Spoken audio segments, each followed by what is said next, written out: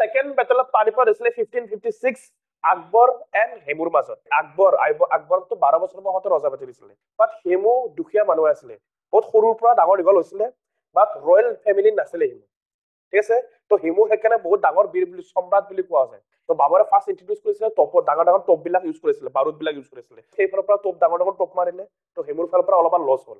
তাৰপিছত যেতিয়া টপ শেষ হ'ল একেলগত এটেক দিলে, ডাইৰেক্ট যেতিয়া মেইন ৱাৰফেয়াৰ ষ্টাৰ্ট হ'ল তেতিয়া ডাইৰেক্ট ফ্ৰণ্টত, ঠিক আছে। এইফালে তোমাৰ মোগল আৰ্মি আহিলে, এফালে হেমুৰ আৰ্মি গ'ল, ডাইৰেক্ট ৱাৰ লাগি আছে। প্ৰব্লেম এটা কি হ'ল, যেতিয়া ৱাৰ লাগি আছিলে তো চব ঠিকেই আছিলে, হেমুৰ আৰ্মি ইভেন জিকি আছিলে, বিকজ হেমুৰ আৰ্মি ডিচিপ্লিন আছিলে আৰু বেছি সুপেৰিয়ৰ আছিলে। তো ৱাৰ বেটল চলি থকাৰ মাজতে হঠাতে কৰবাৰ পৰা এটা ধনুকাৰ আহি পেলাই হেমুৰ চকুত লাগি গ'ল আৰু হেমুৰ ডেথ হৈ গ'ল। সেই এটা চিনে গোটেই হিষ্ট্ৰী চেঞ্জ কৰি দিলে। তাৰপিছতে হৈ গ'ল গোটেই ৱাৰ হাৰি গ'ল, second battle of Panipat Hemu হাৰি গ'ল।